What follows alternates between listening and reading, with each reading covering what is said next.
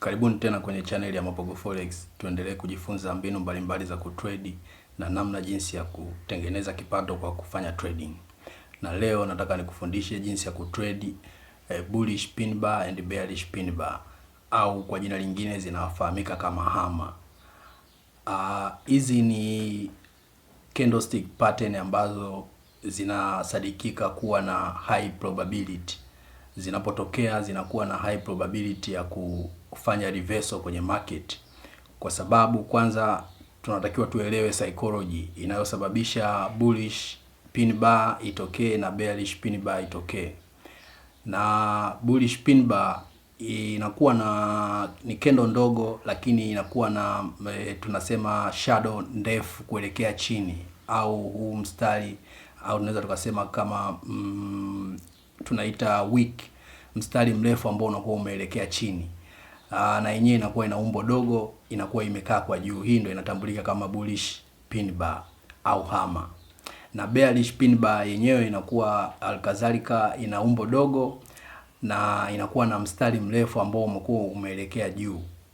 Lakini bullish kama bullish inakuwa inaanza na open kisha inamaliza na close, na bearish inakuwa inaanza na close kisha inamaliza na open. Kwa hivyo bullish pin bar yenyewe itakuwa ina tunasema shadow ndefu kuelekea chini, na bearish pin bar inakuwa ina shadow ndefu kuelekea juu. Sasa basi psychology behind the formation, kinachosababisha bullish pin bar itokee ni kwamba sellers walikuwa wana try kulishusha soko chini, lakini kwa namna moja au nyingine buyers wakaingia kwenye market na waka reject bei isiendelee kushuka chini, na wakaweka maso zao na wakaanza kuipandisha bei pande juu. Na ukija kwenye bearish pin bar ni kwamba hii ni kinyume cha bullish pin bar. Bearish pin bar ni kwamba buyers walikuwa wanaendelea kuipandisha bei pande juu, lakini kwa namna moja au nyingine sellers wakaingia kwenye market na wakaingiza maso zao, wakaanza kuishusha bei ishuke chini. So hiyo ndo formation tunasema formation ya bullish pin bar and bearish pin bar, na psychology yake behind the formation, kwamba inapotokea bullish pin bar moja kwa moja unachotakiwa kufikiria ni kwamba hapo sellers walikuwa wanaendelea kuishusha bei, lakini kwa namna moja au nyingine buyers wakaingia kwenye market na waka reject, kwa sababu hii pin bar maana yake ni rejection. Kwa maana nyingine ni rejection, kwamba buyers wame reject bei isiendelee kushuka chini, so wanaanza kuipandisha bei pande juu. Maana yake wanaanza kubuy kwa kiasi kikubwa.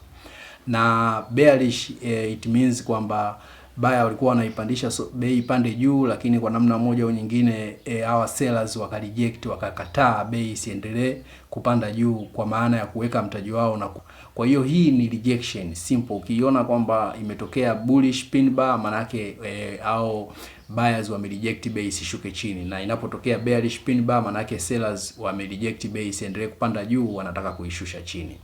Kwa hiyo ili setup ya bullish na bearish pin bar iwe valid, inatakiwa bearish pin bar ili iwe valid, bearish inatakiwa uikute kwenye uptrend, na bullish pin bar ili iwe valid unatakiwa uikute kwenye downtrend. Maana yake unapoikuta kwenye downtrend ndo ile psychology yake inapofanya kazi, kwamba kwenye downtrend it means kwamba bei ilikuwa inashuka chini, ndio maana ya downtrend, trend inashuka chini.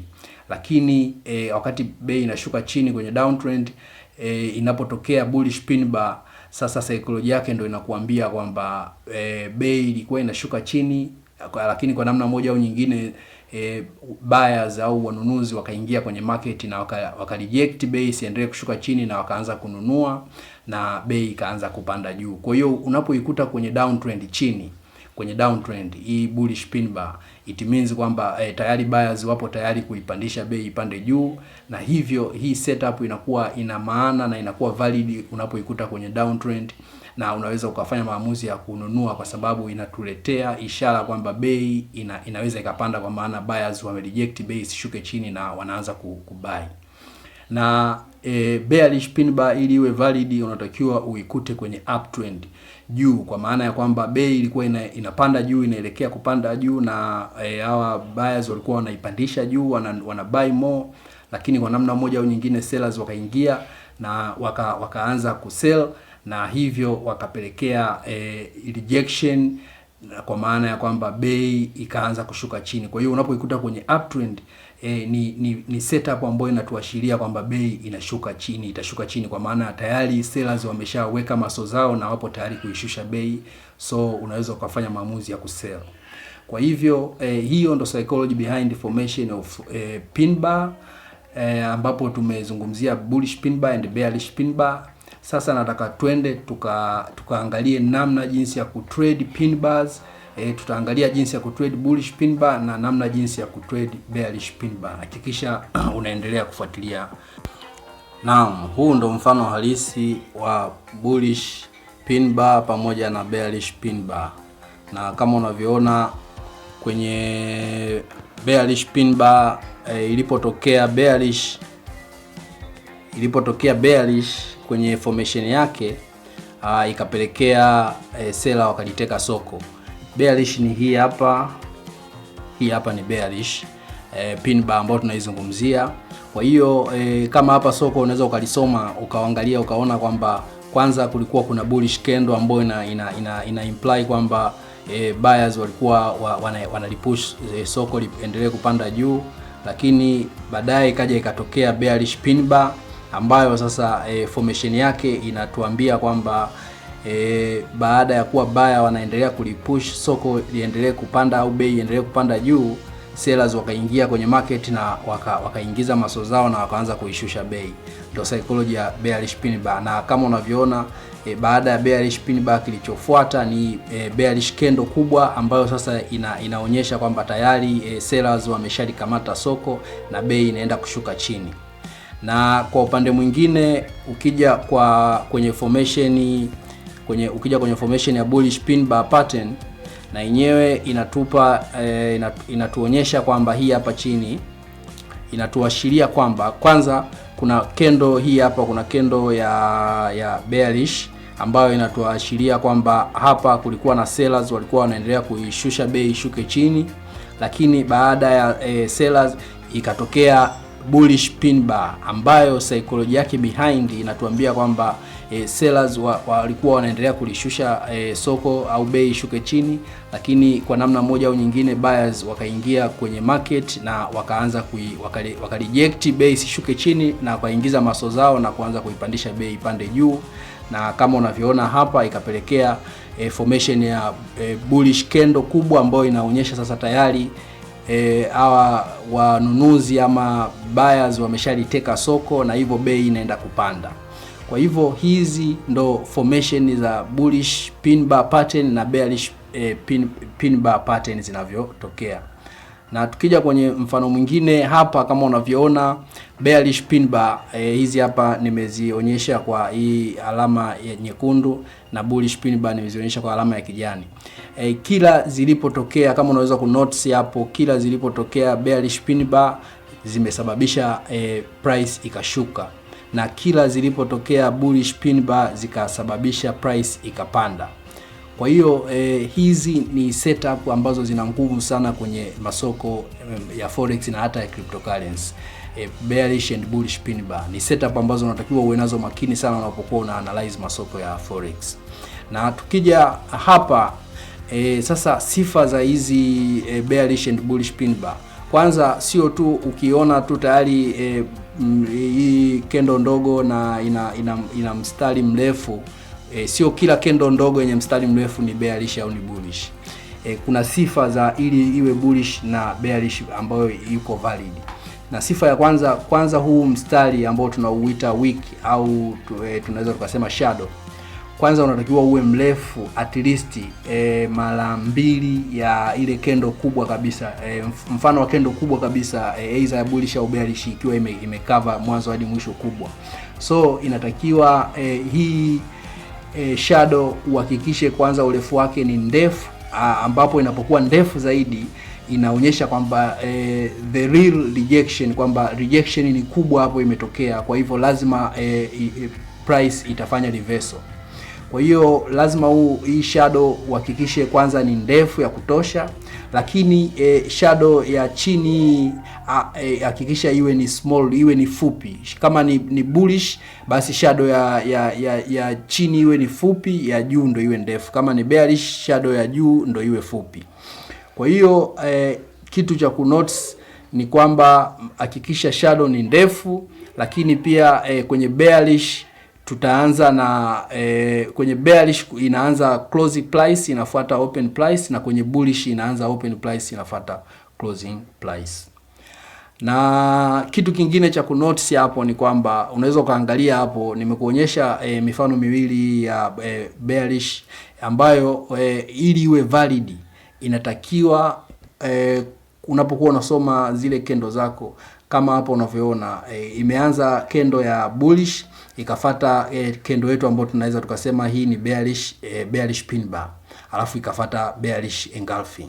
So hii pin bar ili iwe valid, angalia formation yake hapa kwenye mfano wa kwanza ilipokaa, ipo the same kwenye line ya hii bullish ya kwanza huku, bullish candle ilipoishia juu, ina maana kwamba hii ndo closing price, na hapo kwenye closing price ndo ikaanza open ya kwenye hii pin bar ambayo tunasema ni bearish pin bar.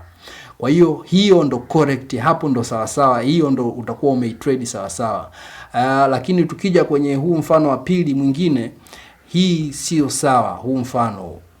Hii sio sawa, kwa maana ya kwamba unaona kabisa kendo ya bullish ambayo inaonyesha kwamba hawa ni buyers ipo, lakini kendo ya pin bar, bearish pin bar ipo juu ya closing price. Unaona kendo hii ya bullish ilipoishia, maana yake ilipoishia ndo kwenye closing price, then pin bar yetu ambayo tunaitrade imepanda juu, it means kwamba haijaanzia kwenye closing price. Sasa hapa usitrade, kwa sababu hii bado haiko valid.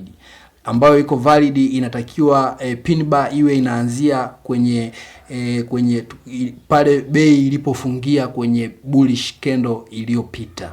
Kwa hiyo hivyo ni vitu viwili ambavyo unatakiwa uwe navyo makini unapokuwa una trade pin bar, bullish pin bar au bearish pin bar. Kwanza ni ile shadow hakikisha ni ndefu ya kutosha, lakini pili hakikisha kwanza inapoanzia pin bar ni ili iwe valid, lazima ianzie kwenye mwisho bei ilipofunga kwenye closing price ya bullish candle. Na tumalizie na huu mfano wetu wa mwisho hapo, na hapa nimejaribu kulianalyze soko na kuziidentify bearish pin bar at resistance level na bullish pin bar at support level.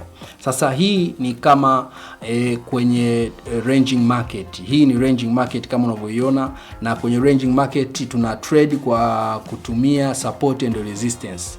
So kwenye support and resistance tunasema kwamba unapochora support and resistance, sasa unapokuwa unatafuta entry zone au point zile za kufanya manunuzi aidha ya kuuza au kununua, hapo ndo tunakuja sasa kuitumia setup ya bullish and bearish pin bar. Na tunaitumiaje? Tunaitumia kwa maana ya kwamba tunatafuta kwanza level zetu za support na resistance. Tukishazipata tunazichola kama namna hiyo. Ukishazichola sasa kwenye support, kwa hivyo utatafuta hizi pin bar, tutazitafuta bearish pin bar kwenye resistance level, na tutaenda kuzitafuta bullish pin bar at the support level, kwa sababu support level ndo chini hapa kwenye support and resistance. Support ndo chini, kwa hivyo chini hapa, na tunaambiwa kwenye downtrend ndo pale ambapo tukiiona bullish pin bar inakuwa valid. Kwa hivyo downtrend ya hapa kwenye hii chart yetu ni kwenye support level. Kwa hivyo kwenye support level kama unavyoona hapa, hii na hiyo ni bullish pin bar, na kama unavyoona baada ya soko kuwa limeendelea kushuka chini, lakini ilivyokuja kujiform bullish pin bar ambayo ikaashiria sasa buyers wameingiza maso zao kwenye market na wapo tayari kuipandisha bei, na kama unavyoona chart yetu trend ilivyoendelea ikapanda, formation ya hii pin bar, bullish pin bar ikapelekea chati ikapanda kama unavyoona chati imepanda. So hii ni setup ambayo ina nguvu sana kwenye market, na ni setup ambayo watu wengi huwa wanaitrade kwa sababu ina probability kubwa kwenye masoko. Na kama unaweza kuangalia hizi bearish pin bar baada ya kuwa formed zikapelekea bei ikashuka chini. Hizi hapa na hii hapa ilivyojitengeneza ikapelekea soko likashuka chini. Hizi hapa zote, hii hapa na hii hapa, hizo ni bearish pin bar, ambapo tunaambiwa ili ziwe valid zinatakiwa zitokee kwenye uptrend, na kwenye support and resistance uptrend yetu resistance ndio ina act kama uptrend. Kwa hivyo kwenye resistance tunaziona bearish pin bar zinatupa setup kwamba bei au hawa sellers wameresist au wamereject bei isiendelee kupanda, na hivyo bei ikaanza kushuka. Kwa hiyo kila ilipotokea setup ya bearish pin bar bei ikashuka kama unavyoona hapo, kama unavyoweza kuona hapo.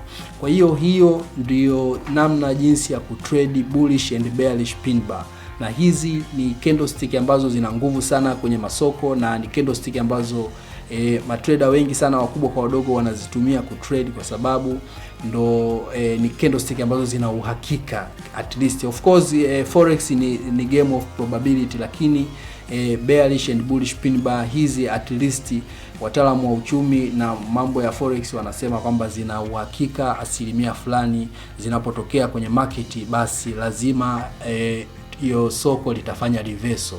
Kama ikitokea bearish pin bar, basi lazima reversal itatokea na bei itashuka, na kama ikitokea bullish pin bar, basi lazima reversal itatokea na bei itapanda. Lakini ni lazima uzingatie vigezo na masharti yake, kwamba ili bearish pin bar iwe valid lazima uikute kwenye uptrend au kwenye resistance level, na ili bullish pin bar iwe valid ni lazima uikute kwenye downtrend au kwenye support level.